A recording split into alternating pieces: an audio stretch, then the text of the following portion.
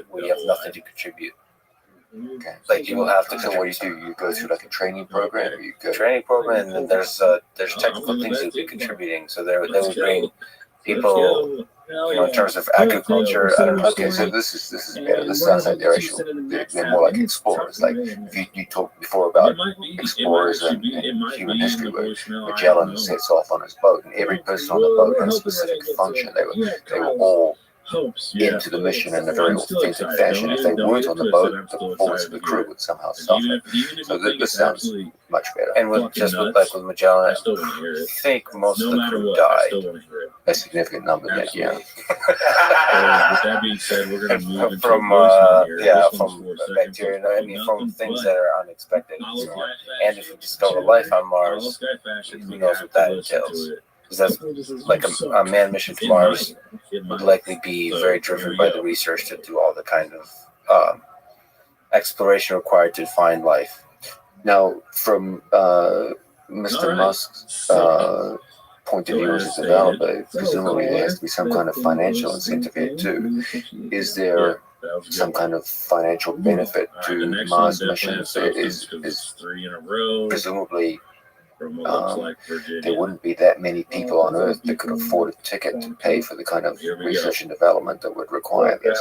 Is there some kind of mining on Mars of minerals that would be used? I think there's a lot of answers to this, but the only honest answer is the one that looks back into human history, where we did a lot of things just because we could. A lot of hard things just because we could, and that led to a lot of innovation that ultimately made our life better. So this is why you have NASA, this is why you have government organizations. Like, what's the purpose of NASA? NASA would answer that by saying, okay, well, we're helping launch satellites up there. They'll have a bunch of answers, but the reality is the programs were funded in large part by our desire to explore the unknown. And there's some aspect to which we have to all invest into that, because historically speaking, that has produced a lot of cool things along the way that were totally unexpected. Like, but NASA is funded by public funding, the taxpayer. How is Mr. Musk going to fund this? Well, currently, most of the funding was SpaceX is NASA giving money so they're making a competition. Who can get our satellites? We need to go to, was for the space station to resupply the space station, or we need to launch satellites up. Who's going to carry those quote unquote payloads? They just need. So NASA's paying whoever the heck wants to get kilograms of thing up into space. This is NASA's specialty. Why did they just give up on that? What they realized when Mr. Musk came along, and Bezos and others, that said we can do it for 1/10 the price. So why should the taxpayers pay for it? Why don't you, NASA, do what you do well, which is like test out cutting edge stuff, make sure they're safe. And now that we've developed a car, let us UPS and FedEx take care of doing this at scale, doing it cheaper, doing it better. I mean, that's the argument. And NASA what they realized is it took way too long to do stuff. When you're investing millions, plus billions of dollars into a project, the bureaucracy builds up and the conservatism builds up to where you really have to test everything out. So projects take years. And then you have somebody like Elon Musk come along and says, well, let's do launches every week. And as opposed to just throwing away the rocket or reuse the rocket. That was one of the sort of cutting edge inventions. It's a dumb, obvious idea. Like Elon says, why do you throw away the plane? It's the equivalent as if you flew a plane every time you threw it away. Why are we every time throwing away the plane? But NASA's tried that kind of thing with the space shuttle since the 1970s. Yes, but they did that with the space shuttle, but not at the scale here that the space shuttle was seen as this like majestic, amazing thing that requires a huge amount of investment. But Elon Musk is like, no, every basic rocket should be reusable. Cut costs. Do you think like the more technology we have, the more advanced we become, the more specialized we need to be? Like, is that for that reason that now there is different branch? Like you just explained now NASA they're specialized on this, but they left other branch. Yeah, there's greater and greater specialization as we build up more stuff. It's fascinating because Is it making us more dumb in a way? Do you think like yeah, I don't know, like you know, but like I use a cell phone, but I don't know how to build it up from. like I mean, it's that beta males building up this whole society because we're this collective intelligence. We rely on each other more and more, and I do also see sort of the rise of conspiracy theories and all those kinds of things because, like, I've been talking to a few folks about flat Earth recently. It's fascinating.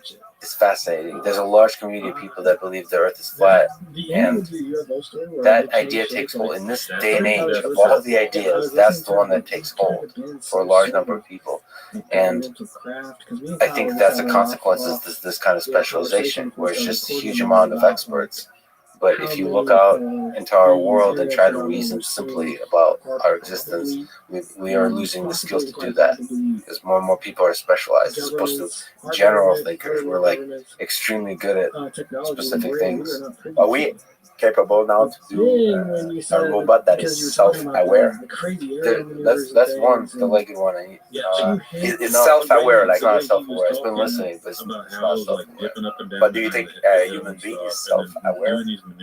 That's a good question. I mean, I ask this question all the time. When the robots move, there's a sense of when they turn on, something enters that robot. I'm like, that's exactly how and when it turns off, something left. If they move in a certain kind of way, and if they surprise you, there's certain elements that enable us to see the magic in a living being, and some of them, I mean, we can maybe list them, but it's the ability to surprise you. It's the ability to make mistakes and learn from them visibly. There's a bunch of things that you just, I've seen some videos. I don't know, it just feels like it has the magic of what is a living being, and which is what humans have. And I try to think about how do you replicate that into a machine. So when you turn it on enough, you feel like it dies every time and you reborn. So for most machines, we don't feel that way. We don't, when we unplug things, we don't feel that way. I don't know why we don't feel that way. That's an interesting question.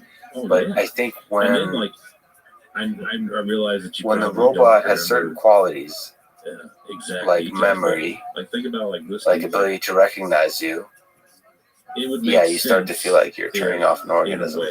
So whenever I have like the robots that recognize me and remember, this is important, that all the things we've experienced together, then it's like, holy shit, that's a living thing.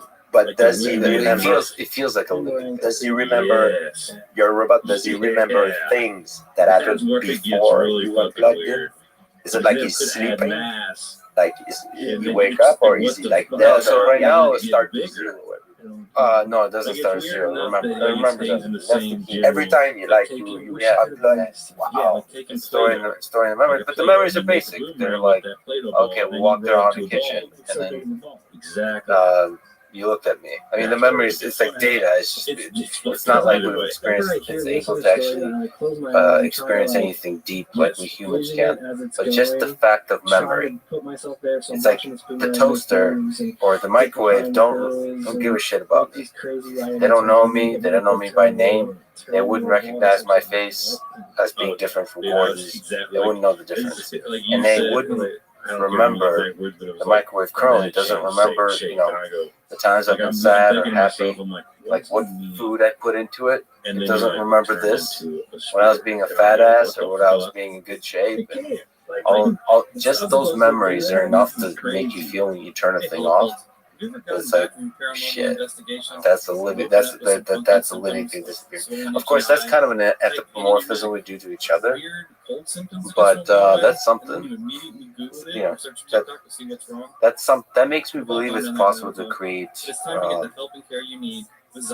systems with which we can have a connection that are non-human, like similar to dogs and cats and so on. Just makes me, and that's what's interesting to me, because ultimately I feel like they'll help us understand ourselves and maybe practice grappling moves. Anyway, You can visit doctors who take your insurance, located nearby. Well, let me ask the advice question. Now that we're together, I've spoken to John, I've spoken to George. What advice would you give to young folks, whether we're talking about sport, like excelling, becoming great at grappling, becoming great at fighting, becoming great at whatever sport they take on, or life in general, whether they're maybe in high school or in college? What advice would you give them to excel at that thing they take on? I don't know if I'm qualified to answer this because I'm only 26. So you're at the top. You said giving advice to young people. For me, I think the two biggest things are find something that you're both talented in and you enjoy. I think that if you enjoy something but you're terrible at it, it's going to be hard for you to be successful in life in that given area. And it's going to be hard to do something for long amounts of time if you're talented at it but you don't enjoy doing it. It's easy to come in and train hard for a month or for 2 months or for a year. You can be very talented at it, but if you come in, it's a different story to come in every day for 5 years in a row, for 10 years in a row, for 15 years in a row. So I think finding something that you're both talented in and something you enjoy are probably the two biggest things for me. How do you find the joy in it? So you've been training insane amount, a lot. You've been doing it for a long time. Is there ways to rediscover the joy in it? Yeah, for me initially, it was just learning new stuff. You come in as a white belt, and every day you see a different move, and you're like, "Oh man, that's awesome." And then when I started to compete more seriously towards my professional career, it was the joy of doing camps and seeing the result of those camps and beating high-level athletes. And then it got to a point where I'd beaten all the high-level athletes already, so who am I going to compete against? So now for me, the joy is just being the best athlete I can possibly be until I reach my prime, which I'm hoping is somewhere between 35 and 40. So instead of competing against the other athletes, that would be bored already because I already beat all the rest of the guys. But I know that I can be better in a year from now or 2 years from now than I am today, and that for me is exciting. By the way, is there some aspect of teaching that's exciting to you? Yeah, as you become a better and better teacher over the years. Yeah, I definitely I enjoy teaching, and I used to teach a lot before I met John. And then I met John, and I was like, yeah, I just have no idea how to teach. So that's like a completely different element of the sport. Doing things and being good at doing things and being good at winning, and actually being able to communicate those skills and knowledge to a vast amount of people is two completely different things. George, advice for young people like yourself? Well, first, I would tell them, find what you want to become, what you want to do.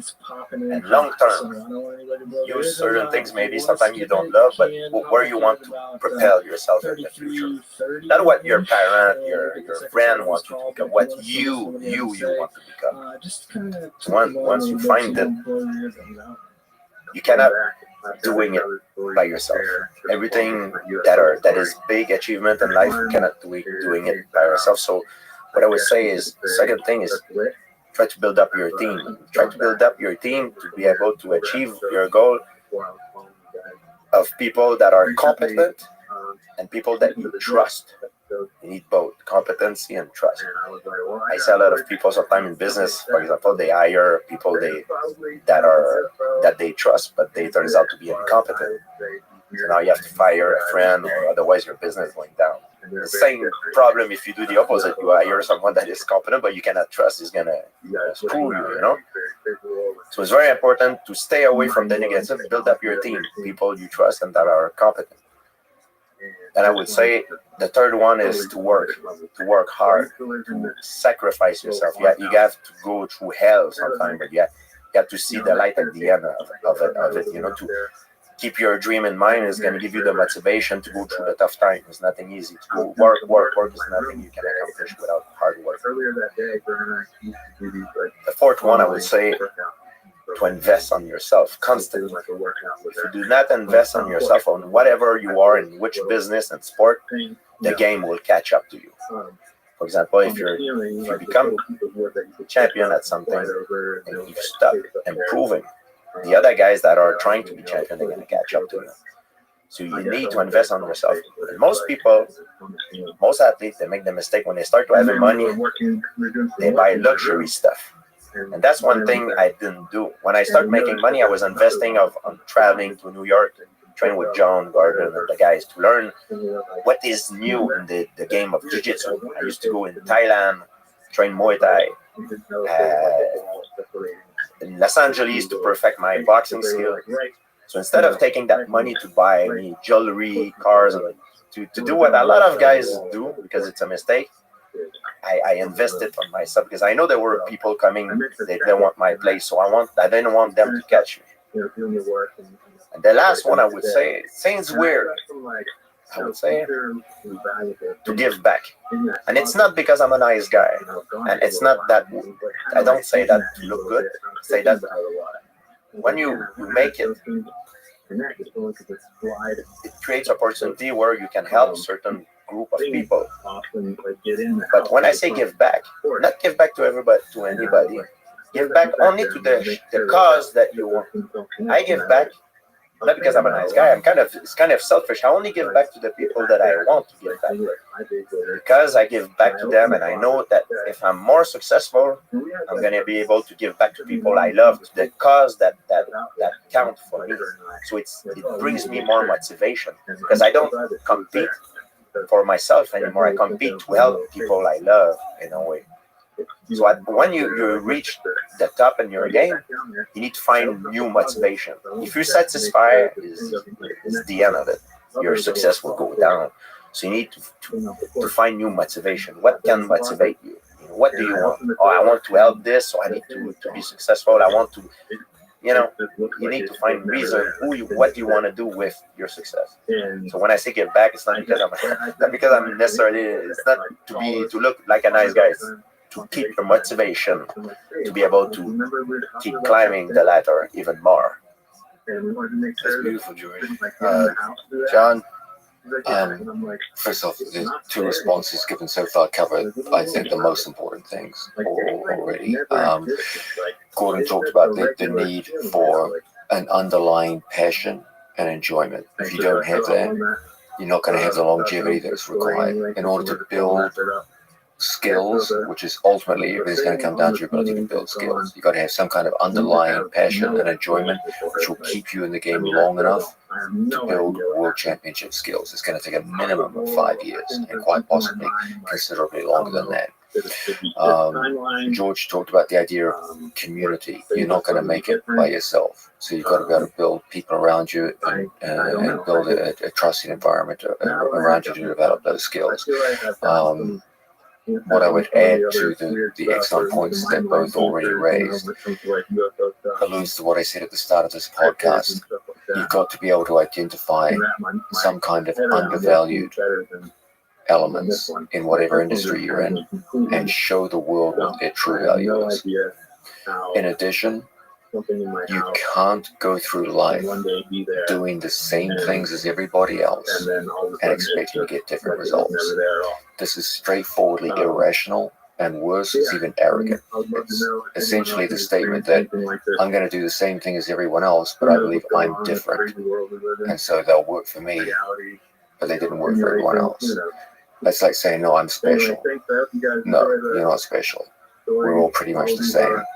And in order to be special, you're going to have to exhibit skills that other people simply don't have. Thirdly, I would say if you want to become something truly impressive in life, you've got to be able to focus on one or two things that you do better than anyone else in your industry. You can't learn everything, but you can get one or two skills, and the more innovative those skills are, the better, and you can truly excel at them. For example, at the peak of his career, no one in the world was better than George St. Pierre at integrating striking and takedowns. No one in the world was better at integrating grappling and striking on the ground. He had two things that he could confidently say he was the best in the world at. Was he the best at every MMA skill? Nope. But he was absolutely the best at those two skills. And those two skills were skills which he used throughout his career to win the vast majority of his matches. Gordon Ryan, at the onset of his career, could confidently say, there's no one in the world better than me at leg locks. He could also say, there's no one better in the world than me at late stage defense to submission holds across the board. As he went through his career, he started adding more and more elements. It's gotten to an extraordinary degree now where you could absolutely say he's the best at guard passing, the best at guard retention. The list just keeps going on. And that goes back to what Gordon said earlier about keeping things interesting over time, because we're always introducing new skill sets. The day you start saying, I'm satisfied with my skill set, is the day you get bored. And boredom to an athlete is a precursor to death by boredom. As long as you're still growing in those directions, you'll stay in the game for very long periods of time. So the main thing I would add to these statements by Gordon and George is this idea of finding something which is currently undervalued and showing the world what its true value is.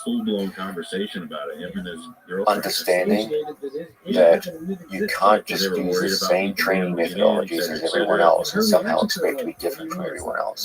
You've got to almost every great rise in human civilization, whether it be groups of people or individuals, required some kind of innovation. You've got to look for that new angle. Okay, George St. Pierre found it with shoot boxing early on in his career. Gordon Ryan found it with leg locks early on in his career, and they branched out from that angle. Add to this the idea that you want to become the absolute best in the world in your industry in one or two things that make a difference. Find out what they are and focus on those things, and you'll go far.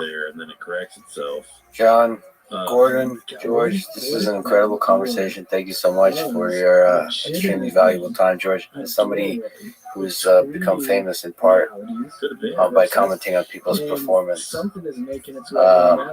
do you think we did? How would you evaluate our performance today? I'm not impressed by that. Thank you, John. I learn all the time. I talk to you guys. It's great. I love it. I was very stimulated. I really enjoyed it.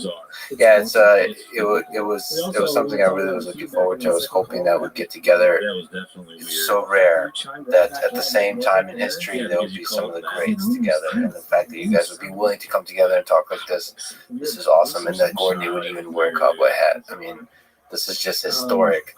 This is like Churchill getting together with whoever, you know. This is great and all, but the next one is just going to be us just quizzing John on which animals would win in fights. Yes, for the whole 3 hours. It'll be just so we'll invite Joe. You know, we'll make it a systematic. It'll be a debate between Joe and John on which animal would win. John and I, we have a thing that we send each other footage all the time of animal fight. We are very intrigued about animal fight. I get that like 3:30 a.m. on Instagram. He's like, check this out. Like a rhino taking like a big like literally like. It's not always fair. No, it's not ever. But it's interesting stuff. If people would see what we send, the stuff that they would judge you harshly. All right, thanks so much, guys. This is awesome. Thanks for listening to this conversation with George St. Pierre, John Donahar, and Gordon Ryan. Support this podcast. Please check out our sponsors in the description. And now, let me leave you some words from Miyamoto Musashi. There's nothing outside yourself that can ever enable you to get better, stronger, richer, quicker, or smarter. Everything is within. Everything exists. Seek nothing outside of yourself. Thank you for listening. Hope to see you next time. That is a really pretty observation. I really love his name because I hate referring to him as caller. But hit us back up and let us know if anything else weird has happened. Well, I think he said he had a bunch of stories. Yeah, send them to him. Yeah, and you need to.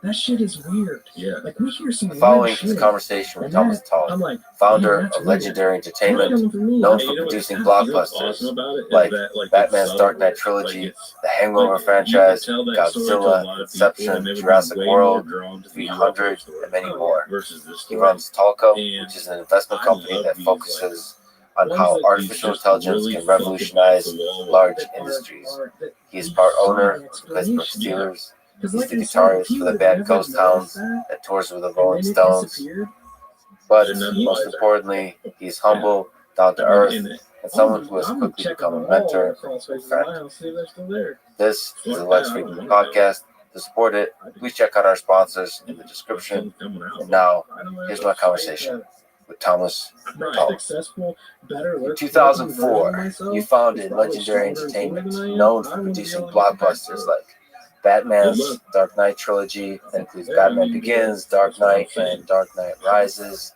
the Hangover franchise, Godzilla, Inception, Jurassic World, 300, and the list goes on. It's just some of the biggest movies in history. What does it take to make an epic movie like that? Or what does it take to make it happen from start to finish?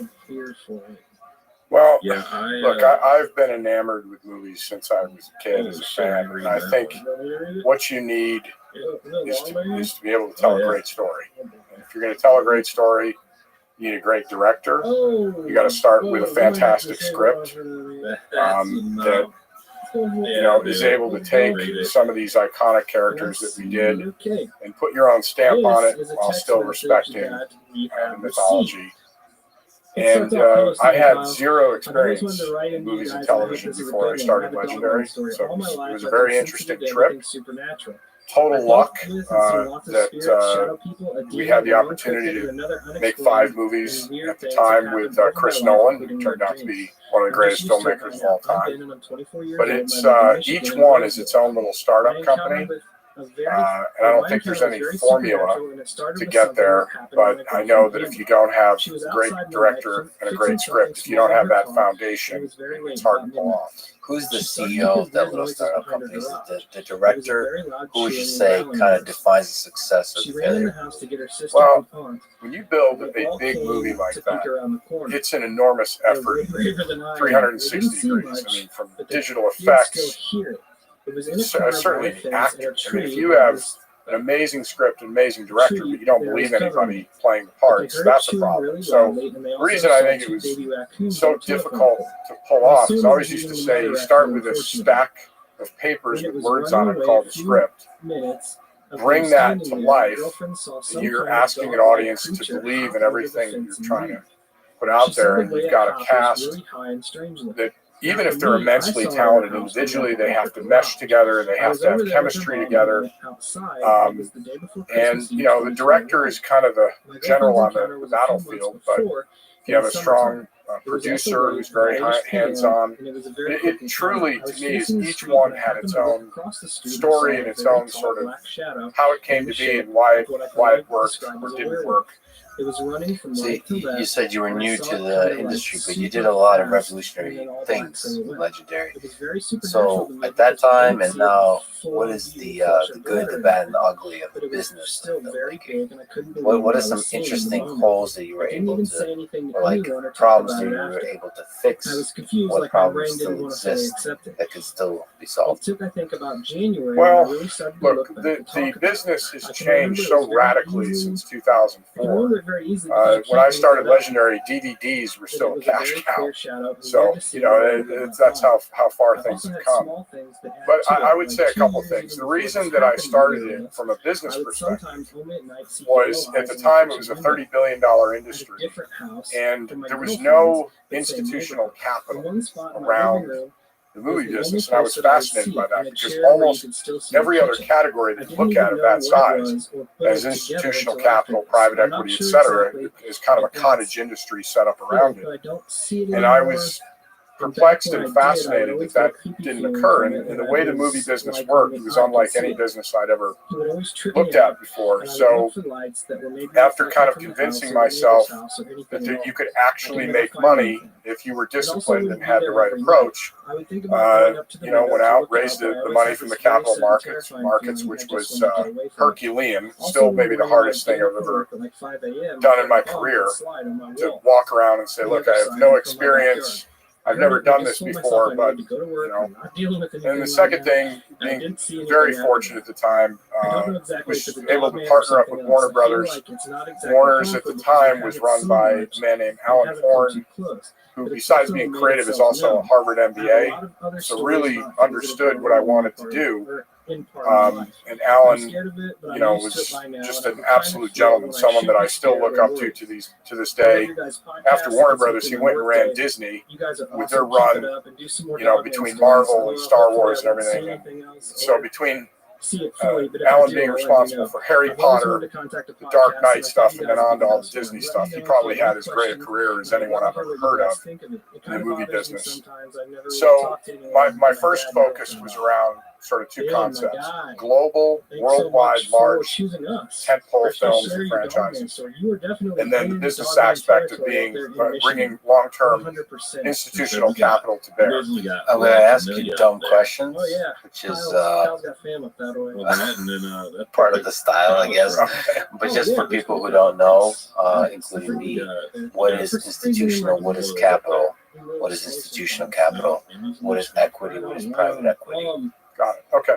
Well, so if you're starting a company and you go around to a bunch of your successful friends and say, "Hey, you should invest in my company," that's sort of that's great. It's capital, but it's not getting money from Fidelity or T. Rowe or a sovereign wealth fund or an endowment fund from a university that has large pools of organized capital that has a long-term point of view on your business.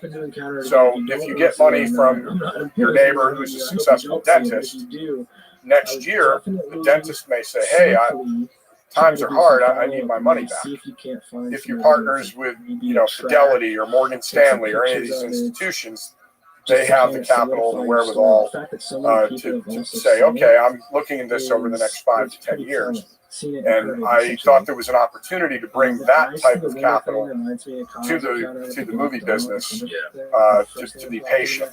And the benefit of that, patient, so it's long term. But you have to deal with fewer parties, and they would do much larger investments. So what are the benefits? What are the sort of the challenges of that kind of investment? Well, I think the benefits in some ways are they're professionals who are largely dispassionate.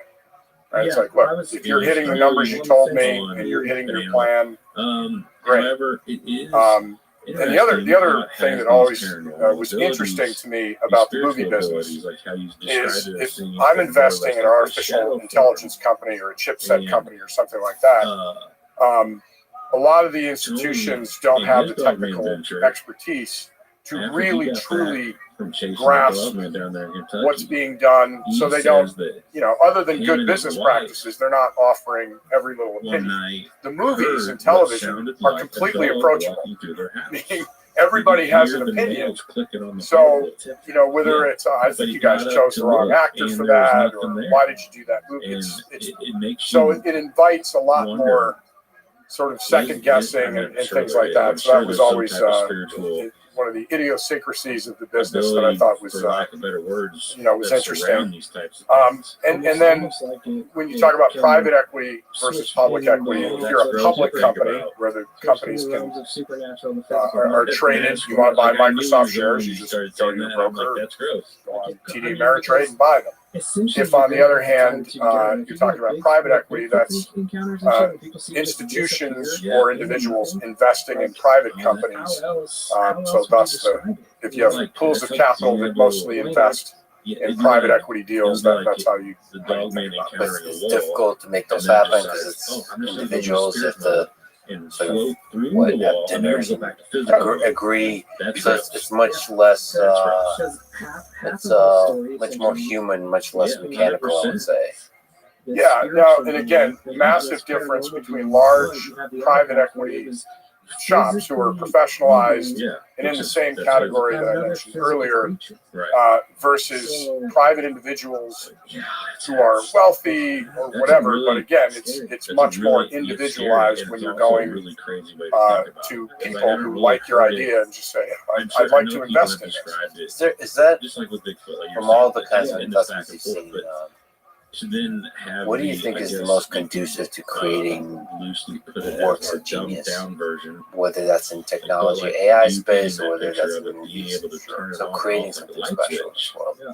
Because you hear a I lot of would people that are say back and a forth. couple It's of either things. spiritual, Enough physical, money and that then whatever endeavor I haven't. you're I haven't going had into, the understanding for me that you're that not like a light switch. Like, so they're nervous control it, about and they the want edges, to control right? it. If I have $100 to spend and I think I can create a perpetual motion machine or something for $104, I can't do it because they're all over me about the budget. So I would say making sure that you have enough capital, making sure that that capital is patient enough so that it's, if you're going to do things that are extraordinary, it takes some time. And you're going to break stuff, right? You're going to make mistakes. You're going to have a whole bunch of film on the cutting room floor, so to speak, or if you're in the lab, you're going to have a whole bunch of broken stuff. And then you would think. Like, And I also think it's very important at the beginning, a lot of people. and I always try to do this with companies I invest in or buy, is make sure that you have a philosophical if it does have and somewhat mechanical alignment with the management team,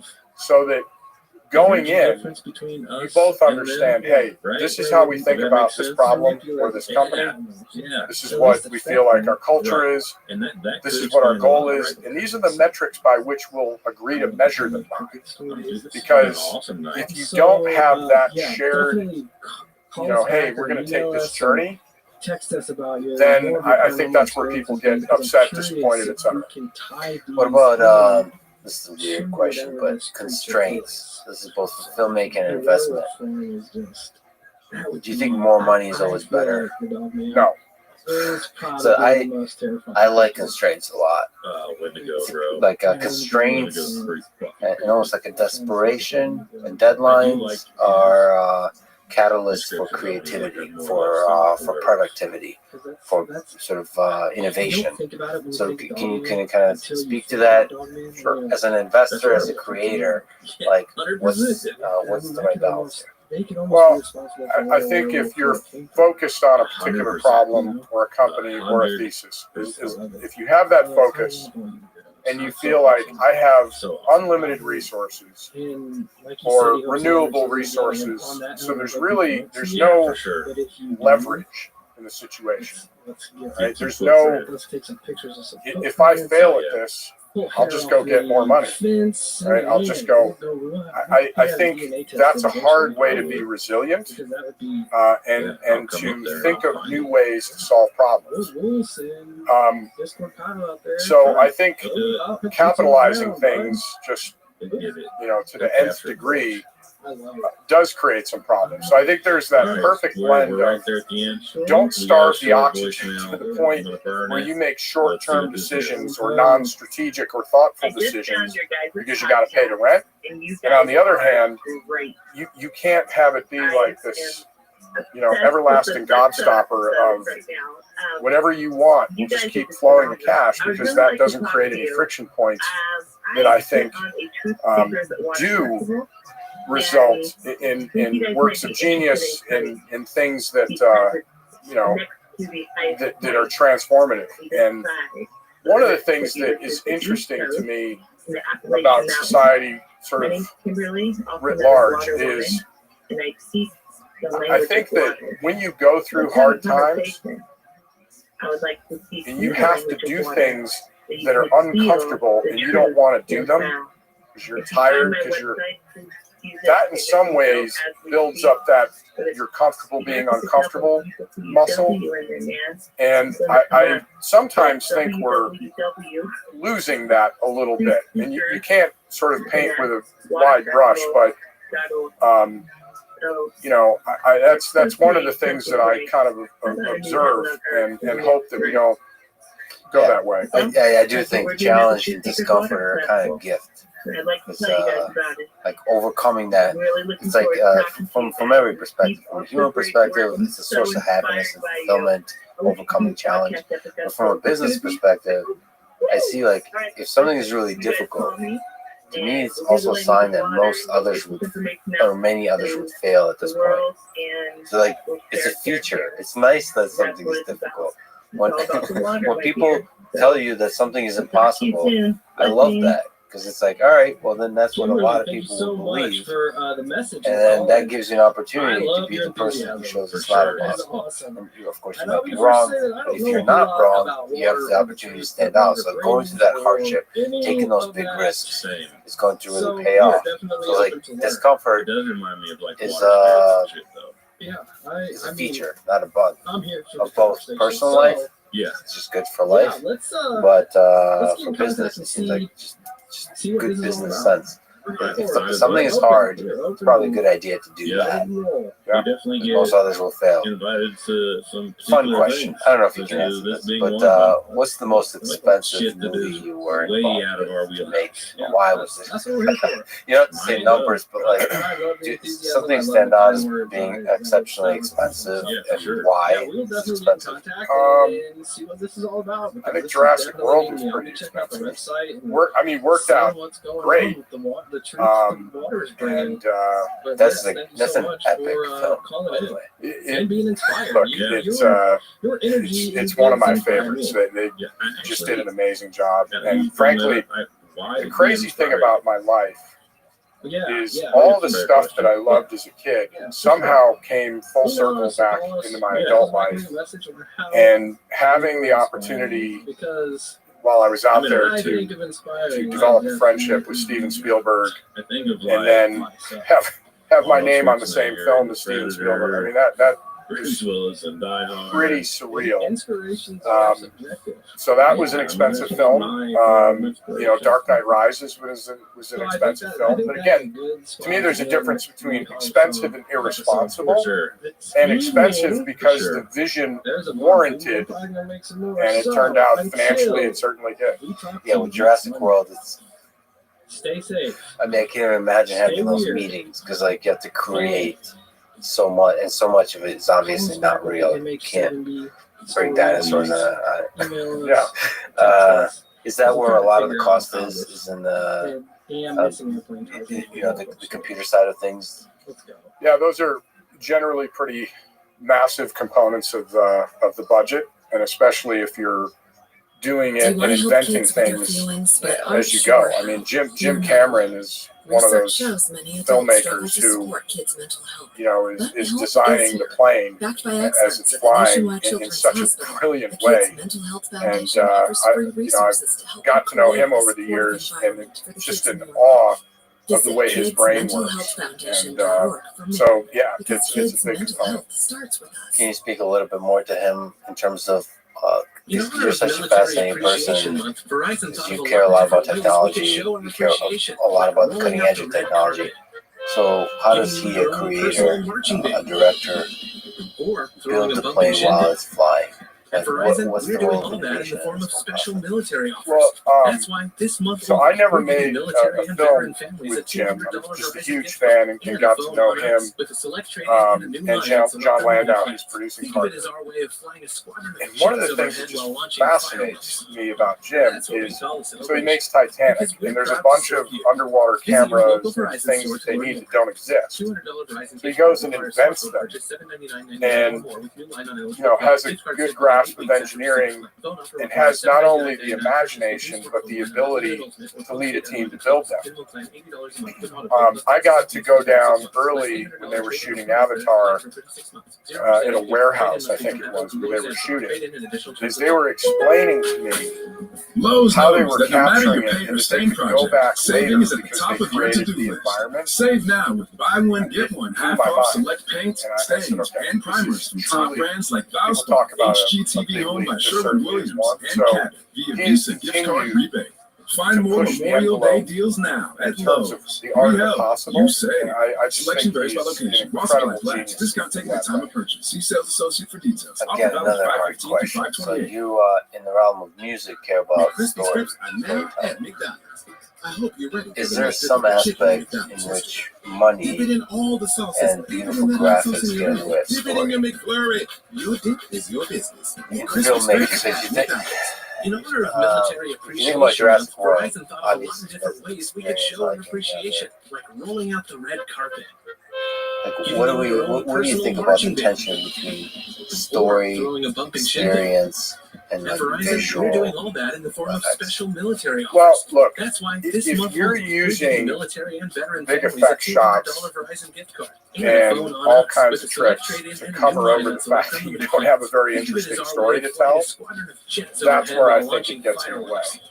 Now that's Um, what we call a celebration. Where I Because we're think you proud to have serve these Visit incredible your local Verizon store to filmmakers, learn you more. mentioned Chris Nolan, Jim $200 Cameron, Verizon gift Guillermo card del Toro, will purchase $7.99 or more with you know, new you could Stylo go on and on, gift cards within 8 weeks after receiving plan. folks Offer that requires $799.99 purchase with new smartphone line. just see the world differently and use technology to enhance the storytelling, right? To make you believe differently, rather to make you not just suspend your disbelief, but to feel like you're immersed in it. So I've certainly seen it done expertly, and I've seen it done poorly. You've talked about this a little bit in the past. You kind of left the movie making business at an interesting time. Perhaps you saw the changes. There's been a lot of excitement with Netflix, with TV, so the role of film in society has changed. So what do you think is the future of movies versus TV? Like, if you were, as a business person, as a creator, as a consumer, as a technologist, are thinking about the next 10, 20 years, what do you think is going to be the godfather, the great pieces that move us as a society in the next 10, 20 years? Is it going to be TV? Is it going to be movie? Is it going to be TikTok clips? What's it? Well, so I think the other category that I would add to that will be the next great medium is truly immersive virtual reality, in which new storytellers will emerge, especially when you can go into VR and there's enough computing power to sustain it and to allow it to be social and, you know, for you to have different paths to go down. That'll be, I think, the next realm of what storytelling experience will look like. So do you think video game kind of world, or is it more movies, or is it more social network, or is it all of it kind of blending reality and gaming and movies? Yeah, I thought if you saw Ready Player One, which I love the book, and the movie was cool too. That is pretty fair. But you know, that's one version of it, right? Where you go in, you know, everybody's talking about the metaverse and all that, but you go into a world that's fully rendered as yourself and you interact with that world. The other side of it is to go in somewhere between being a passive observer, but being able to move around your point of view and experiences, which I think is interesting. And then I think another adventure, so to speak, I can think of is a blend of video games. So there's a mission, right? There's obstacles, there's everything, and you move through it, but it's immersive and it tells a story at the same time. And that's why I think you're going to see new, amazing storytellers that we don't know yet, that understand how to innovate and how to make you feel something in that environment. And to your earlier point, you know, I saw probably around 2015 when Netflix decided to be bold, put out House of Cards, put out all the episodes, leave you in charge of the pace in which you would view them, which I thought was great. That's a gutsy move. Yes, it was, and I can't tell you around Hollywood, anybody that says that everybody thought it was a great idea is not being truthful, because everybody I talked to said they're idiots, right? What do they know about movie making and TV? And what I saw happening was, if you look at what Netflix pulled off, and they realized that there isn't really a moat around the studios, you really could make stuff, and really good stuff. And so they started to create their own content that pulled in Amazon, which pulled in Google through YouTube, and then you had Hulu, then you had Disney deciding that they're going to have Disney Plus, and the next thing you know, you have some of the biggest companies with the largest balance sheets on the planet being in the creative business. That's, if you're an independent, that's bringing a knife to a gunfight, to be sure. And so, I thought that was interesting. The other thing that it used to be that movies were where the big things happened, and television was sort of, small screen, different experience. And you had something like Game of Thrones come out, which was not only on the same epic level visually and storytelling wise, but had the budget to be able to do it. And now, I think you're seeing all kinds of different storytelling taking place. And I also like that you're not pigeonholed into a time. Like, you got 2 hours to tell the story. You can do a 3-part miniseries, a 5-part miniseries. You can do television that's all kinds of different formats. That I think is allows creators to do a lot more interesting things. It is also interesting to consider the role of companies that enable that, like the capital that enables that. Without Netflix, you wouldn't, and HBO, you wouldn't have some of these epic shows. And so if we're thinking about the virtual reality world that you're talking about, it's interesting to consider who will enable that. Now, like you said, Facebook is talking about Meta and Metaverse, but it's unclear that just having money is enough. Netflix did a lot of really revolutionary stuff. There's Amazon has money. There's a lot of companies that have money that don't quite do as good of a job yet at enabling creators of creating revolutionary new content that changes the whole industry. And that's probably going to be the case with virtual reality. There is a lot of money needed to enable experiences, like in terms of compute infrastructure. There needs to be a huge amount of money there, but you also need to somehow give freedom to creators to have fun, to do their best work, and at the same time, provide the perfect amount of constraints, all of that together. However Netflix makes it happen, they do a pretty good job, because it's a very constrained platform. But yet, all the creators I've ever talked to, comedians and so on, that work with Netflix are really happy because they feel free to create their work. Yeah, and I think a lot of times, companies are a letterhead, but it boils down to the people. And I think I've known Ted Sarandos a long time, who ran the studio at Netflix and now took over for Reed, running the company. But Ted, very smart, talented guy, and understood early how to cultivate talent and relationships with talent, which is important.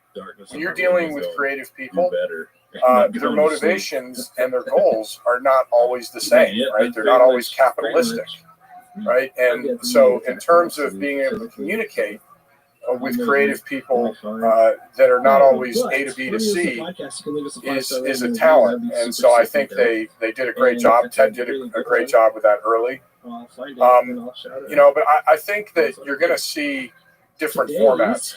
I don't think, going to a theater to see a massive movie on that screen in that format is a fundamentally different experience. And I think you're going to find movies, my old shop, Legendary, just put out Dune, which I thought was phenomenal. When we secured the rights to Dune years ago, I was over the moon because I love the book. I love the entire world that is Dune. And that's a movie that I think you see on the big screen. I think when Avatar 2 comes out, I'll want to see that on a big screen. But I think you're going to see a ton of content is obviously being produced, and it's not all going to go to a theater-going experience. So you're going to see, I think, different versions of this over the next 5 to 10 years. In case James Cameron is listening to this, so he officially agreed to talk at the time of on this podcast at the time of Avatar 2 release. I'm just holding you to that, just recorded conversation.